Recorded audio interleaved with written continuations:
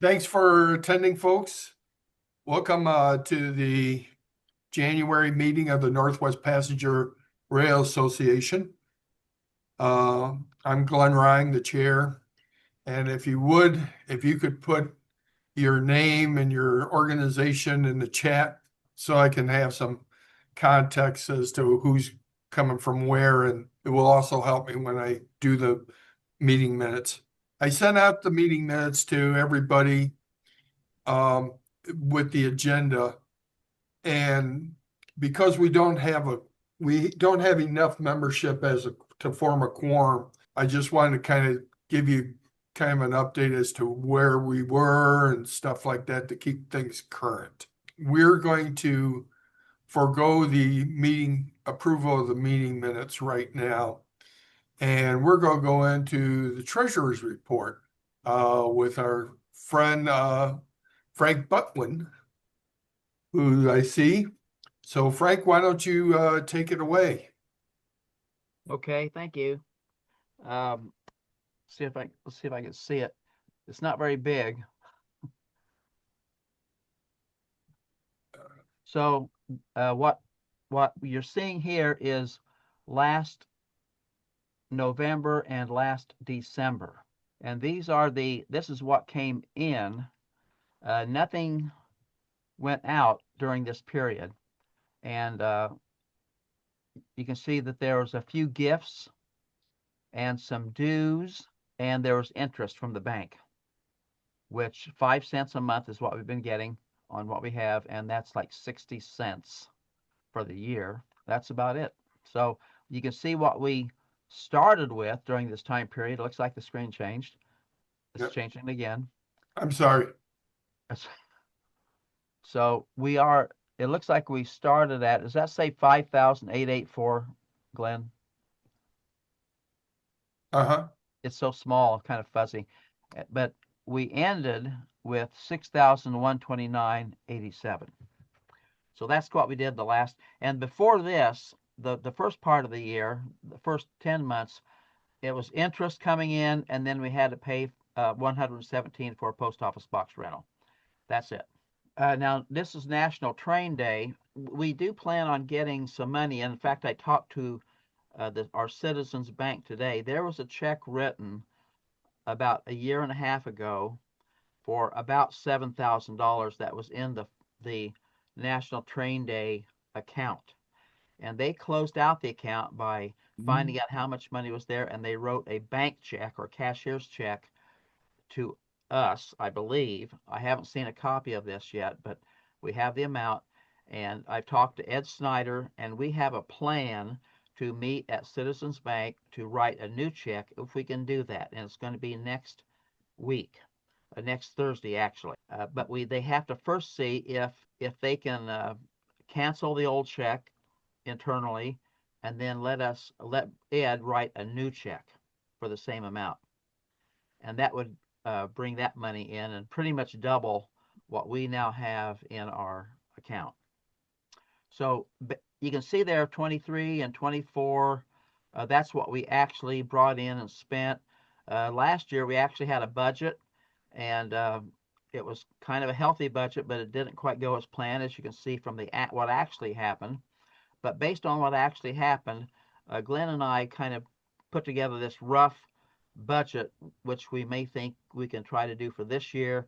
If we go way overboard on this with income, that's okay. If we have that much, we can spend more on other things. That's okay. If we get this money coming in from Train Day, that would be good too. So that's kind of what we have in mind.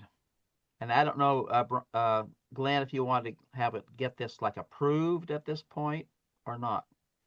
Well, right now, as until we get enough memberships to establish a quorum, we'll just handle this like an executive type function. And when once we get enough to have a quorum, we'll bring it to the membership for approval or disapproval and Yeah, so or adjustment, whatever. our organization is operating a little bit different than A lot of the other ones I'm familiar with. Usually the board, and we don't really have a board, I don't think. I don't know what our bylaws say about that, but usually the board does the budgets. But I think maybe in our case, maybe our membership is kind of like the board at the moment. So yeah, we can just wait for this. Okay. Okay. Thanks for the report there, Frank. On our agenda is a governmental report. Now, we've added a governmental executive item to our agenda because, as I mentioned in our last meeting, NOPR feels that it's important to hear from everyone at the passenger rail table. And it's important in our strategic plan to have a governmental section that gives us the kind of 10,000 foot overview view. And these are the people and organizations I've reached out to earlier within the month to see if they have anything to report.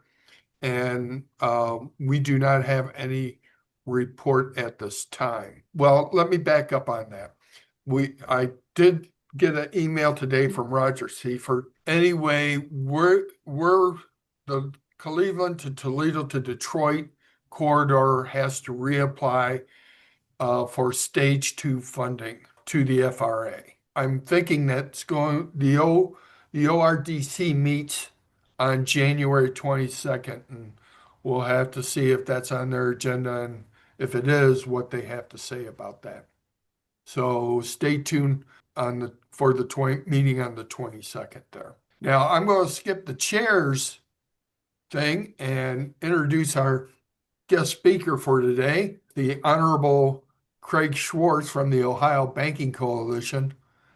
And the reason why I invited him, it became apparent to me that if we are going to develop passenger rail in Ohio, is that we are going to have to develop funding to improve the rail in both regionally and state. And that we need to look at public banking as a vehicle to assist us in future infrastructure as an option to build on. So anyway, Craig is graciously giving us his time to explain what public banking is and what's going to be required to start one within the state. Craig, take it away. Sure. Thanks so much, Glenn, and your organization for inviting me today. Real quickly, aside from Glenn and Tom Galloway's on the call, I know that they're familiar with me from going way back as a past political candidate. In 22, I ran against Bob Latta in a general election. And at that time, I was advocating already for a state public bank modeled after the Bank of North Dakota and was approached by a couple of different groups. One is the National Infrastructure Coalition Bank Infrastructure Bank Coalition that I'm a part of, and so is Tom. And the coalition, this one, the Public Banking Coalition for Ohio, approached me in 23 to join their board because I was already, going out about Ohio preaching this. I was also the Rural Caucus chair. I founded that is connected with the Ohio Democratic Party. I founded that just in the past couple of years, and that's been handed off to Christopher Gibbs. I bring this to your attention because when I've been advocating and campaigning these past couple of cycles, and I talk about public banking as part of my campaign and platform, I can't tell you how energized the crowd gets right away. Because particularly in rural Ohio, they get it. The finances have been drying up for quite some time. Many of you are probably aware of when Taft was governor, how he started taking in more money. Columbus was starting to take money away from the local government fund. It started depriving local government services, county services, and this impacted so many different sectors of rural Ohio. Kasich actually put the pedal to the metal on that one and usurped even more money, inflating the rainy day fund that Ohio sits on. And I think it's still over about $3 billion. So this is one of the things that I've been talking about in terms of public banking. And the Bank of North Dakota, which has been in operation for 106 years, Our model is based on that. And for those of you who are not familiar with it, real quickly, they started in 1919. In just a few years prior to that, the farmers were in revolt because they were getting ripped off by out-of-state interests and with everything to do with agriculture. They wanted to form their own institution. Democratic Socialists, Eugene Debs from Marion, Ohio, traipsed up there and helped them form a political party and get their public banks started, but hadn't yet got it capitalized. They were voted out of power in the ensuing election. The conservatives took control, vowing to destroy the bank. And once they got in there, they said, "Oh my gosh, this thing's fantastic." And they went out and got the bond money and capitalized it. And it's been in operation for 106 years. They're at the forefront. They're the only state public bank in this country. Now, I don't know if you could read all this, but essentially, banks, if you know how banks work, they're taking in deposits, and then based on a fraction of those reserves, they can leverage that 10 times. That's fractal reserve lending. And so most of the banks that operate in the United States operate on a private, for-profit basis. They answer their own shareholders. They're connected to the Federal Reserve System. Yeah, so they're acting as depository institutions. They have bank charters that are subject to, and as I said, they only hold a small percentage of their deposit liabilities in reserve accounts, and they go ahead and settle it, at the end of the day, trading and things like that. But for the most part, they're out there creating money. Go ahead. And this is a simple example about interbanks. Each payment period, there's inflows, outflows. If this bank owes this much money at this point, then they're going to be going back and getting a $12 million to pay that back, and then it goes back and forth. So we just wanted to emphasize that banks are in the business of making loans first. They settle the reserves, later on.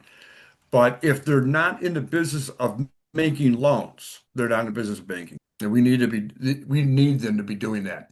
Now, in public banks, state-owned institutions like the one in North Dakota are in the North Dakota's model, the legislature is the shareholder, but in effect, that really is the people.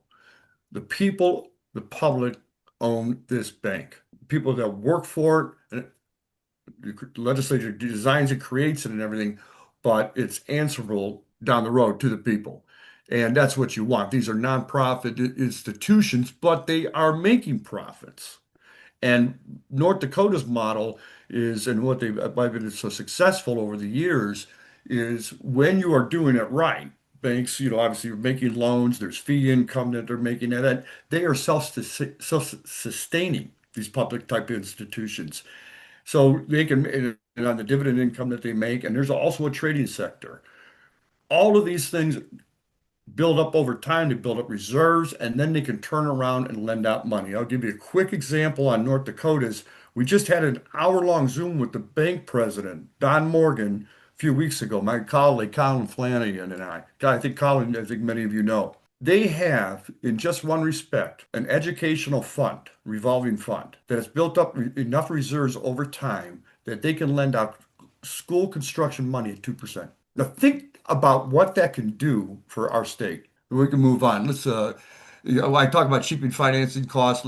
Just mentioned that using the profits for profit lending to shore public finances. In the '08 crash, North Dakota was the only state to come through unscathed because they simply borrowed from themselves. They kept North Dakota money in North Dakota. So we could be doing the same thing. Yeah, now this is the beauty of it. So people, invariably the question comes up, how, it's the relationship with banks in general. The big boys, the Bank of America's, Chase, Wells Fargo, all them, you're basically impeding on their business a little bit. The ones that actually you're going to be partnering with are your community banks, your credit unions, your regional banks, your smaller banks operations that have not been generating the profits that they want through lending because they're not lending. And a state public bank goes in and partners with these local banks, and they funnel the money onto small businesses, over to the cities, the county agencies, the port authorities. All of these institutions have wish lists. My gosh, at the wazoo, right? we could be generating a lot, boosting our economy because the public bank is an off balance, budget item. This is not, this is off budget.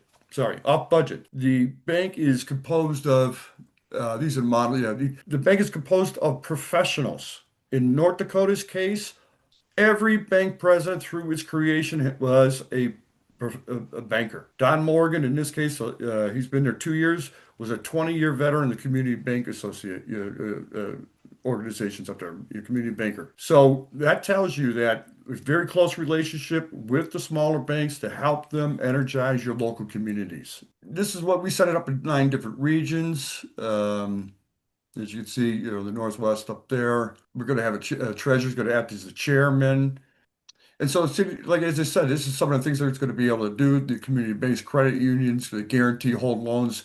In North Dakota's case, they're going up to about 50% participation on most of their loan portfolio. So again, as I said before, the instrumentalities of the state, your different agencies, your townships, cities, villages, everybody can benefit from this. It's going to have one thing that we have to update in that slide, and I referenced that before with North Dakota's case, it's going to be an educational revolving fund. So that's going to be an update on that slide. Agriculture use, transportation infrastructure, small, medium-sized businesses, water infrastructure. I'm going to give you an update on the legislative endeavors for the past several months. But the one thing that we've been able to go after the legislators with is that waning gas tax revenue and the property taxes, because these guys just passed these property tax bills. DeWine signed them. So our pitch to these legislators for the past several months in trying to get the bill introduced this month in January is you're losing money. Where's the state going to get revenue going forward if you got declining property tax revenue? They're not going to raise income taxes anytime soon. Hell, these guys are hell bent. The Republicans, I'm sorry if you're on here, but it's the truth. That Republican majority has been hell bent for all these years cutting income taxes. Our general budget has been shrinking. And all of these townships and school districts and everything, they're fighting over, smaller cuts here. So transparency of Jobs Ohio. How many are familiar with Jobs Ohio? That is a private institution, kind of public, that was set up by Kasich. He takes the liquor profits to help finance it. They go out in secret and negotiate these deals that supposedly bring business to Ohio. It's non-existent. And they have the only thing that DeWine was ever to get out of them was the fact that their top guys earns X amount of money. They are not audited by the state. That's written into their charter. The public bank would be fully transparent, fully auditable, again, accountable to the voters. What we've been doing real quickly on the Ohio legislative front, our bill, I met with Jason Stevens, the former speaker, in person in Columbus during the snowstorm down there. And he said flat out to get this bill, try to get it introduced. He wouldn't take it. And there's 7 other Republicans that I've spoken to, including Gambari. They all are very interested in this bill. Marilyn John, who's the floor leader in the Ohio House on the Republican side, is going to take it to the caucus in February when they return. But I'm still trying to see if it can't get it pushed before that. Tristan Rader out of Lakewood is the Democratic co-sponsor. He's willing to carry it on that side. We are looking for a bipartisan bill. It can't be a Democrat introduced bill. It'll die. That's the reality. We need these 2 Republicans or a Republican and a Democrat. I've got the Dem. If we get this thing going, folks, here's the potential. The Bank of North Dakota has a loan portfolio of $10 billion. That's pretty damn good. Their school construction fund is $390 million alone. Given the size of the state of Ohio, we are 11 times their GDP. Theoretically, my numbers were backed up by the Public Banking Institute. We could have a Bank of Ohio lend up to $100 billion. Now, when I mentioned that figure to the Republican legislators, let me tell you, their eyes get open pretty quick. We could transform our economy. We could transform rural life here. We could revive a lot of things. I'm not talking about bringing everything back like it was, but certainly the things that we're most focused on: infrastructure, passenger rail. I spoke to a guy, an 80-year-old railroad engineer. I've got this tape. I got to get it to you, Glenn. 20-minute interview with Pete from Marion. And when I was first approached him a couple of years ago about renting out a space for a backdrop for my campaign, talking about passenger rail and stuff like that, and he laughed. He goes, all you politicians are the same. You know nothing about railroading. And he gave me an hour-long lesson on Ohio railroading. The guy knew just about every owner of freight rail in Ohio, and he and I discussed a plan to even get it introduced in Columbus on a limited basis. That's a 20-minute video. It's great. I got to get it to you guys. You'll really enjoy it. Let's open it up. Let's talk. Craig, I've got one question there. Well, it's more of a comment. Your comment about Jobs Ohio is spot on because I don't know if anybody saw the Ohio Capital Journal. They had an article about 3 days ago in which jobs in Ohio, we've lost 91,000 jobs in Ohio this last year. The idea of using this for economic development would be a great shot in the arm. Oh, absolutely. And Glenn, I know, I think you've sat in on some of the NIB calls, and you're familiar with what other countries have been doing for years. And this, folks, is the American model. We started this a long time ago. We just got away from it.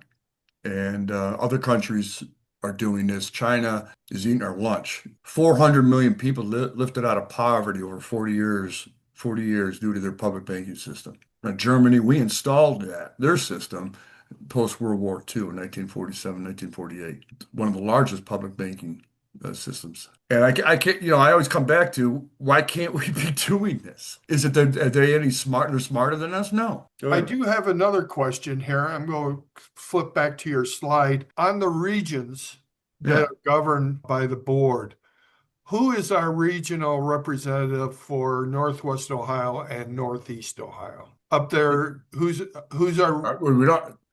There's nobody. You mean you're asking if anybody's been picked yet? Well, no, it says No. it said that this is how it would be, correct? Yeah. Oh, it's not. We're far from that. Okay. And that map can change. All right. Anybody else have any questions? I can't believe nobody else got any questions on this. I've got a question really quick. All right. Hi. So, Craig, just my question. So we're using the North Dakota for this public bank, kind of for the model that we would kind of be basing Yes. and tweaking on. And I'm sorry if you said this before and I missed it. Are there other states that also have kind of models and systems like this with the public? No. Is it just North Dakota has it? Just North Dakota of this particular, there may be other, but full public bank. Okay. There are probably other states that have what they refer to as probably green bank funds that are set up. And I know that there were a couple of individuals that were interested in doing something along those lines. The Biden administration I want to say that might have been in the infrastructure one, was allocating significant amounts of money to establish green banks throughout the states. Now that's been gone. That's cut. I sat in on a Zoom call last week with the Public Banking Institute that sponsored Don Morgan in New Mexico. New Mexico is pursuing this. There's 25 states now at various stages. In terms of kind of something between a Creating green a state bank public bank, yes. or specifically in the process. Yes. So, so there's the We're one of state. 25. Gotcha. But North Dakota is the only one that currently has one that is actually in place. Yes. And everybody looks to them as the model. Gotcha. All right. I appreciate it. Thank you. Oh, yeah, no problem. Anything else? Anybody else? All right. Well, I got a couple asks though. Oh, okay. Go ahead. Yes. If anybody on this call is, friendly with a Republican House member, I strongly encourage you to get on the phone and ask them to give me a call. I've left my information in the chat line. We just need one House member that we're looking for to try to get this baby introduced in January. If we wait until February and that's the way it is, and it's only several weeks away, I guess that's the way it's going to be. And I'm going to have to hold Marilyn John, the floor leader, to her honor that she's going to do this and introduce it to the Republican caucus. But I will say this: do any kind of endorsements or other resolutions and things like that? No, not as of yet, but that's All right. something that we can discuss. Okay, consider that. We'll be looking at that. So I just leave it with this. The reason why I've got such urgency in trying to get this introduced in January and February is because sooner, obviously, sooner the better. But I want to get a bill number. As Tom will tell you, once you got a bill number, like for instance with the NIB one, the national bill, 5356, which Marcy Captor, Tom and I were able to get her to sign on for that. For marketing purposes, when I'm going out there and making the pitch, boom, if I've got a national bill number signed, then this is when we're going to start going to groups like yourself for endorsements down the road and a resolution of some sort and of that. We're going to start collecting that and start getting into trades and everybody involved in this. Listen, Craig, thanks. I'm going to put a page. Craig had gave me a one pager on about the Ohio public banking that I'm going to put in the chat in just a minute for you to download and give it to your civic leaders and that. And we'll start a discussion about maybe drafting a resolution about encouraging our state legislature to endorse a public bank and get the ball rolling on that. I appreciate that. Oh, and on that flyer, that's a little bit outdated too. As I said, we were under the impression that North Dakota was at this certain level. They're at a higher level, so therefore we increase our level, and that's where we got to that $100 billion level. When you look at that stuff, we're talking this amount. We're going to be at a lot more capable level of handling things here in the state. And we'll finally maybe get some passenger rail going. Boy, I Yeah. hope so. Jesus. I used to live in, you know me, I used to live abroad, right? You see what other countries are doing, and you come back Yeah, here. It's so discouraging. My son works for a company based in Munich, and he tells me about it all the time. It's Oh, just yeah. crazy. If I miss the train, I'll catch one in a half an hour, and they go all over. Thank you so much.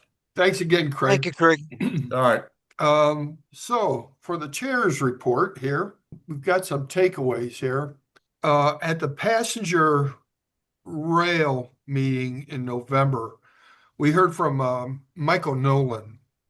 He's the president of the South Shore Line NICTD.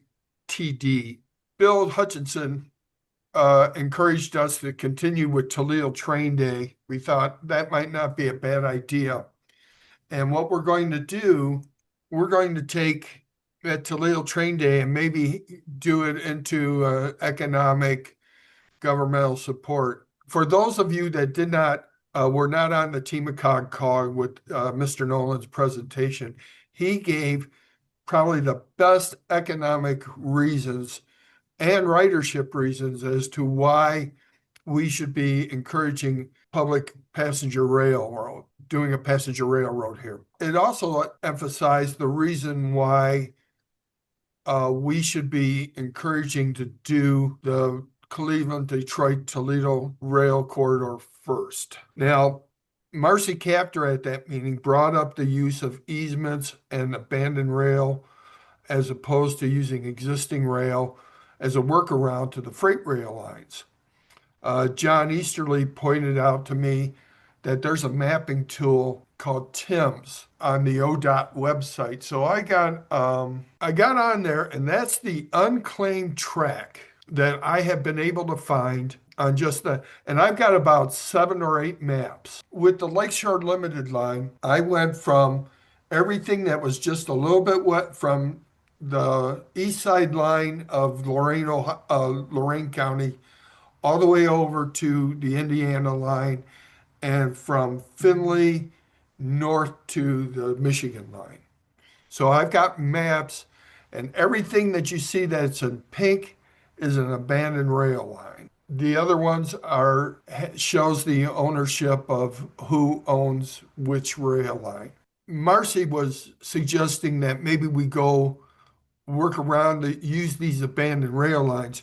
Now, I had 2 questions for the group here to see if somebody knows. Who are the owners of record on these abandoned rail lines? And what's the process toward acquiring that land or those rail lines? So does anybody have any answers to that? TMACOG. Yeah. Hey, Glenn, this is Roger. Yeah, Roger. Yeah. A lot of those that you're showing, the rails have been removed. A lot of them are rails to trails, so they're now owned by like Metro Parks or whatever. They're actually there are bike and pedestrian trails in some of those. Oh, okay. So not all of those still have uh, actual track. A lot of Okay. them, the track has been removed on the that particular layer I'm familiar with from working with Tim's, and the inactive layer um, often shows uh, rail corridors and right of way that is no longer owned by railroads. So they Oh, might still own some of those corridors. Some of them might still have track.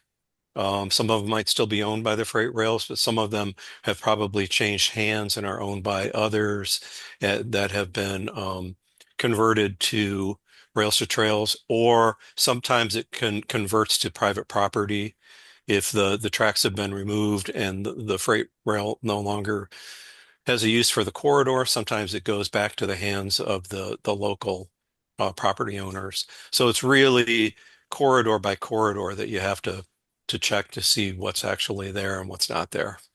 oh, okay. All So right.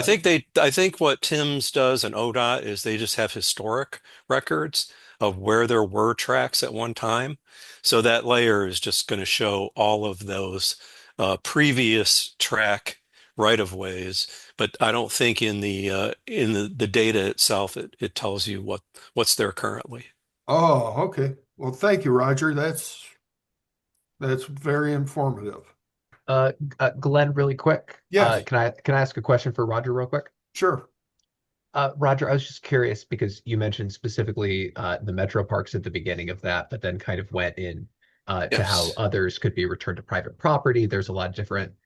Do you think that process and kind of these unused tracks being either returned or turned into something else or sold, do you think that that's more likely and going to be more concentrated in the direct Toledo area, like with the metro parks, or kind of throughout the rest of what would be like the lakeshore line?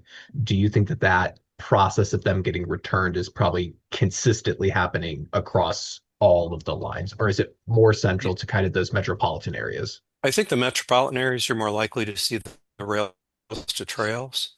Like in Toledo, we have the Wabash trails, which was shown on Glenn's map. They kind of going west and southwest from Toledo. And then there's the Chessie Circle Trail, which used to be the West Side Corridor, used to be the old uh, Toledo Terminal. what was that, Tom?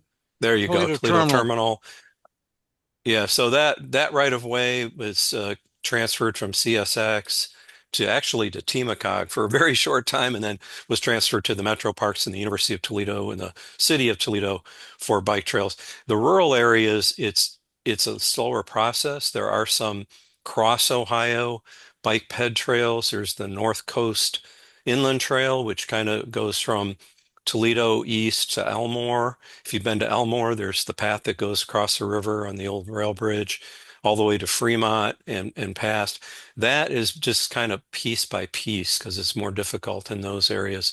Other areas, such as in the Huron, Ohio, between Huron, Ohio and Milan, Ohio, along the Huron River, there are areas there where they wanted to build a bike ped connection between those two villages, but some of the land had converted going back to like 100-year-old law that they found on the books that when the railroads um, actually abandoned some of that right of way, that it can go back to the original being part of the original land. So there's some landowners there that blocked the trail, saying that they own the land and put fences up. So some of it does, you have these 100-year-old laws on the books that says, when that is abandoned, becomes private property again. So it really varies across the state. But yeah, I would say generally in urban areas, you're going to find those corridors becoming more bike and pedestrian paths because that's more popular in the urban areas than it is in the rural areas. And I know that this is like just this is a total guesstimation, off the top of your head. Would you have any guess of how many of those kind of like unused or abandoned rail lines would be even still in existence or be available to be turned into something like this? Yeah, I'm not right offhand. Okay. Like I said, it's probably, line by line you'd have to look at to see, is there still rail there? I don't think ODOT has that details on those abandoned lines as they do on the active lines where they know who owns it and how many trains and so forth. But the abandoned ones, there's not a lot of information. Some of them are recently abandoned, um, like the Toledo terminal. It's not really been that long that it's been changed. And then there are some that the tracks have been gone for decades. So Roger, would we talk to um, whatever county that line is in to get the answer as to whether or not it's an abandoned line, or who Uh, would we talk to? probably your best bet is to um, go to like with Lucas County, you can look at the property by parcel. So you find the line that you're looking at. First thing you want to do is like look at Google Maps. Is there still rail there? You can zoom in pretty close. And then you can look at like the property's parcel ownership. Like for Lucas County, that's easily available. And you can actually see who actually owns those parcels. Is it still owned by the railroad? Is it owned by, a park? So that'd be your first step, is to find out what line you're looking at to try to get that detail, who actually owns those parcels. Okay. Roger, this is Frank. Does this include interurban lines? Oh, the old interurban line? Yeah, it would be the same because parts of it have been abandoned. I think going southwest, like from Grand Rapids. I know that line doesn't exist anymore. So yeah, it would include any of the old rail lines. Yeah, the interurban line, um, I can still see it when I hired out in '69, and it paralleled the lakeshore line from Buffalo all the way to Chicago. Well, there was a series of there wasn't one interurban line. Yeah, it wasn't just one, it They're was all a over the place. series. But you could basically get on in Buffalo and with one or two transfers make it to Toledo, and with a couple more transfers make it all the way to Chicago. And I think they also sometimes, Tom, went through middle of streets or highways. Yeah. Sean, you had a question? No, I was just going to follow up on information Roger shared that usually in counties they have planning and zoning departments, or in the property appraiser they can give you that property information for per parcels. Sometimes there may be a fee, sometimes there may not, depends on the county. But that's usually the best way to find information for parcels of land. Okay. Yeah. Thank you. We were impressed, like I said, we were impressed by the Lakeshore presentation meeting last month that in response to Bill's request of needing advocates, we started a working coalition, and we had a roundtable meeting last Friday to kind of just sit down and meet and kind of plot out next steps. I just put up, or it's in the works. I don't know if Lon got to it yet, but Lon Mitchell, who handles our website, I sent him a link to the video for the meeting. I'll put the link to the video in the chat too, as well, so you can get that, go to that thing and see what we're discussing. But basically, what we decided to do for the next 6 months as a NOPRA and as the other groups form is go around and develop, talk to different groups and work on getting membership support. Now, this coalition is going to meet bi-monthly in order to gauge where we're at and what our next steps should be. Our next meeting is in March, and it's the date and time is to be determined yet. Definitely probably be on Zoom. The Lakeshore Alliance thought it would be a better use of our time if we split the track. That's the Lakeshore Limited And I use that just as a working advocacy title, but the Lakeshore Limited line goes from New York over to Detroit. And for our piece of the pie, we decided to go we're doing everything, like I said, from Lorain County line up and including Detroit. At least that's what Snopra's interest is in. We'll be working on that. So, and like I said, in the next 6 months, we're going to be setting up a meeting with groups to discuss the Lakeshore Limited line. And then we're going to be creating a database of elected of elected officials, government officials, advocates, groups, so that if Brian, who's on this line, wants to talk to somebody in Detroit, he can hit this database and get that contact information. And it's kind of like a one-stop shopping. So we can more effectively reach different groups and different government officials and talk to them. Membership support. The one thing for membership support, it's time to renew our investment in our friends in different organizations, and that to provide there's strength in numbers and there's muscle in numbers. So I'm asking for suggestions as to what memberships should we be sending money to. Now, off the top of my head, there's a couple of groups. There's MARP, Michigan Association of Rail Passengers.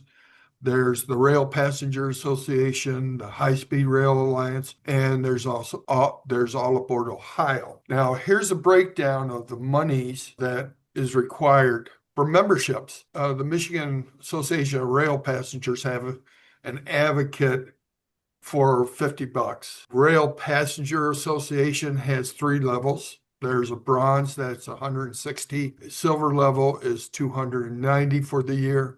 And advocate gold is $550. The High Speed Rail Association, they have a couple of different things. You can give a one-time donation of $15, $35, and $50, or you can donate monthly, $5, $15, or $25, which breaks down to, if you're donating $5, it's $60 a year, $15 is $180 a year, and $25 is $300 a year.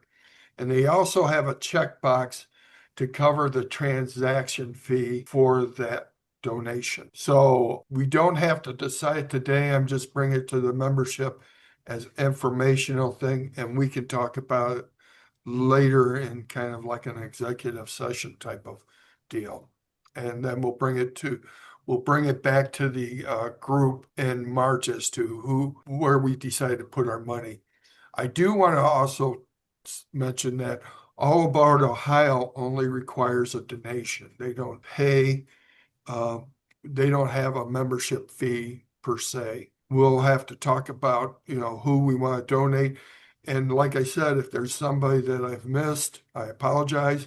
And definitely let's bring it to our attention and we'll go from there. Then getting back to going to old business, we have a 50C3 update with Frank. And so Frank, why don't you tell us what we've done with our 50C3? Okay, is that me? That's an artist's rendition, Frank. Okay. Well, 501c3, that's a federal. We do have an EIN, and we also are registered with the state Secretary of State's office, and we work with the state's Ohio Attorney General office with our annual reports. We just recently found that it seemed like we did not have a registration that they could find anyway, where we were actually chartered with the Secretary of State's office as a 501c3.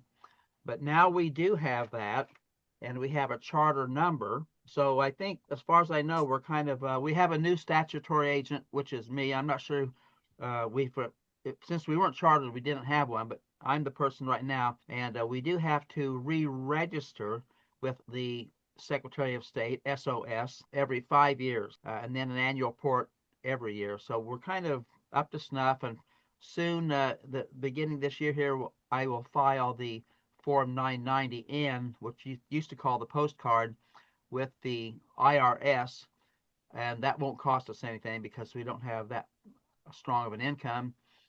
And then I think we're all good. Perfect. Toledo Trade Day funds. As Frank had mentioned that we don't have the funding switched over just yet. We did have to change the doing business name over at the Attorney General's office to get National Toledo Trade Day off the books. As you noticed on that last one sheet, we actually developed a treasurer's report sheet, so you can see how much we have in that fund, what we're allocating for expenses to produce Toledo Train Day. We'll go from there. And this way, if we're running short of resources, we can discuss next steps for that. We believe that Train Day is going to be a perfect marketing tool in order for us to get passenger rail back up and running in Toledo on a reasonable schedule level. The next thing we worked on was a PayPal account. I'm going to be meeting with Frank next week. We've got the account halfway figured. We're now going to have to put in the banking credentials for that account. When I set up the account in Noper's name, I did not receive any messages warning me that we're making a duplicate account. So we're hoping to have this up and running by the end of next week. Frank, do you want to talk about if we got any new members or that to the fold? Glenn, I'm on the phone with the bank right now. Hang on. One of the things that I brought up that's not going to be on the slide is that last month we were talking about purchasing a table and a banner for the table to meet so we could take it to different groups and set up to provide that. We haven't purchased that table or banner yet. We're going to be doing that shortly because with the Lakeshore Limited marketing stuff, we're going to be aggressively going out to these other places.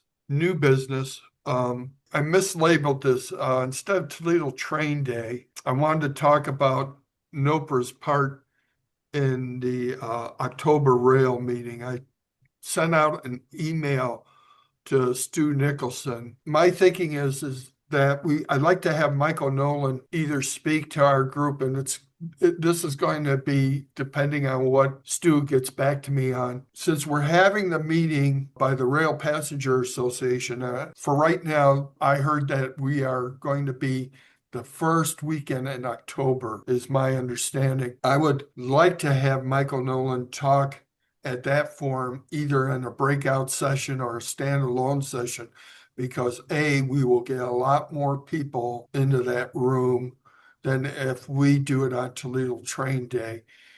Toledo Train Day, I look at as more of a local type of project and not get as many people into the room. Rail Passenger Association's meeting. Go ahead, Frank. Okay, so that was the bank. They were just confirming that, yes, we can make the transaction happen. And Tom Galloway, you were the one that actually did the check. I was one of. Well, he's got you listed as the person. So he said you could be there. I could just be there myself. Ed doesn't need to be there. But if you can be there next Thursday, that's what's this kind of scheduled now at 10 o'clock. If not, I think he said that I could just go ahead and do it. They would have to cancel the other check and then we just do another one. Well, Tom, get with Frank in either offline or whatever, and we'll keep on going here. NOPR's website instituted some changes to our website thanks to Lon Mitchell. And we've already readjusted the About Us page on our website to feature our mission statement and a bio on our executive team. A membership form is currently up there, and until we can get our PayPal account up and running, and then people will be able to join our group via PayPal. One of the other things we wanted to do was to put out calls to our groups to see if they had anything wanting to share, because when you get into meetings and stuff, you wind up having, you get on a meeting, there's so many things happening that once you get off the meeting, the next meeting, it's like, duh, and you realize that you forgot to say something. So I put out a listing to our friends here, and Dark has something to present. So go right ahead there, Jules. And now for our next spot on the agenda, what we're doing now is to give a voice to the people in our neighborhoods and in this area to bring to our attention anything on rail or their advocacy of it. First on the group is Jules Paletta. Catalina. Paletta, sorry. I knew Jules, I was going to butcher that. Jules has something to talk about. thanks, Glenn, and thanks, everyone. My name is Jules Padalita. I'm one of the disability rights advocates at the Ability Center of Greater Toledo. We're a nonprofit that works to make the community more disability friendly, help people live more independently. We recognize rail, especially as being a form of public transit that is especially accessible for people with disabilities, which is why we care so deeply about it and why we think this is such a great priority for us and for Ohio moving forward. We created a number of years ago the Disability and Aging Rail Committee, or DARC, as we have it. And for DARC specifically, kind of moving into 2026, a big focus of ours, like a lot of our other partners, is just looking at that funding for phase 2 of the Corridor ID program. And I know different groups have funding and are looking at different avenues. We don't know how it's going to be distributed yet amongst the different routes. Obviously, coming from Toledo, maybe we have thoughts about certain routes, but kind of just looking at everything, our role, especially for DARC here in 2026, especially the first half of the year, is really focusing on trying to find and then organize funders in different areas in Toledo and also up in southeast Michigan to try and talk about planning and funding, especially looking at phase 2 of that Corridor ID program. I know we also have some ideas, perhaps, of some kind of public event, which would be like a very more informative based, almost like a public listening event, but we're a little early in the planning of that to really want to put any more details out other than that. Ed Diamato he has made a bunch of letters, resolutions and stuff like that you can take to government officials. And we made it kind of a one-stop shopping thing in one of our photo drives where you can download this, you can take these talking points and these resolutions and there's a petition for the promotion of the Lakeshore Limited line. And you can find that in here. I thank you guys for your time. I'll turn the floor, since we've got 20 minutes there, I'll turn the floor over to any questions or that, if anybody has anything else. For what it's worth, I think we should reach out to NYPRA. That's Northern Indiana Passenger Rail Association. Tim Porter and Bill Gill and I met with them a couple of times when we were first starting to look at possibly connecting Fort Wayne to Toledo while they were in the process of developing what's now being called the Midwest Connect Corridor from Chicago through Fort Wayne to Lima to Columbus. So any endeavors we've got going around here, I think it would be only fitting that we reach out to those folks. Okay. I want to mention something else, and Bill, looking at Bill, kind of reminded me of it, is that down in the bay, at the train station, there are presentations and there's all sorts of displays talking about passenger rail, and that Bill Gill has been really pretty consistent as making sure that they're kept up. So if you have a chance, when you're in that neck of the woods, go by and take a look at the displays. I'm going to go over there within this next week too. I'm going to take a look and we're going to see if we can't maybe help take a look, and I'll come up next meeting with some suggestions of maybe how we can help with this display so we can keep it current and we can keep it consistent. We should see if we can get any updated print material from all about Ohio. Yes, I want to get one of our old brochures. I thought I had one here, but I don't.